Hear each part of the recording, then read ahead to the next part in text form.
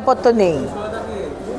পশ্চিমবঙ্গে কলকাতা শহরের ফুটপাতে একটা ছোট্ট 7 মাসের শিশুকে তুলে নিয়ে গিয়ে ধর্ষণ করা হয়। কলকাতা শহরে পশ্চিমবঙ্গে একটি সবথেকে বিজিয়েস্ট সরকারি হাসপাতালে একজন ডিউটিরত ডিউটিতে কাজ করছেন একজন ডাক্তার, তাকে অভয়াকে ধর্ষণ করে খুন করা হয়। আজকে পশ্চিমবঙ্গে ছোট্ট 9 বছরের রুমা স্কুল থেকে ফিরে এসে বাবার সঙ্গে দেখা করে বাড়ি ফেরার সময় তাকে ধর্ষণ করে খুন করা হয়।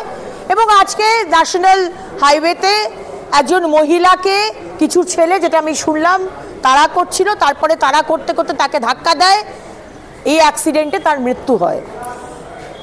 আজকে খুব আনফর্চুনেট এবং লজ্জা যে আমাদের মুখ্যমন্ত্রী একজন মহিলা। বারবারই এই কথাটা বলেছি যে একজন মহিলা হয়ে মহিলাদের প্রবলেম, মহিলাদের সিকিউরিটি, মহিলাদের ইস্যুস নিয়ে ওনার বেশি সরব হওয়া উচিত ছিল।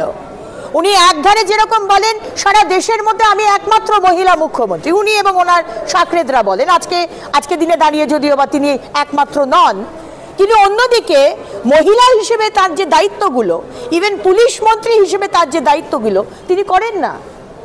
কারণ এই সরকারটা, মমতা ব্যানার্জির সরকার, আজকে চলছে কিছু দুষ্কৃতীদের দ্বারা, যারা রেপিস্ট, যারা মার্ডারার, যারা মহিলাদের গায়ে হাত দেয়, অত্যাচার করে, বোম বানায়, রোহিঙ্গাদের ঢোকায়, জঙ্গিদের ঢোকায়, তারা আজকে রাজ্য চালাচ্ছে। সেরকম হলে তো এরকমই হবে, কারোর কোনো সুরক্ষা নেই। আজ এতদিন পরে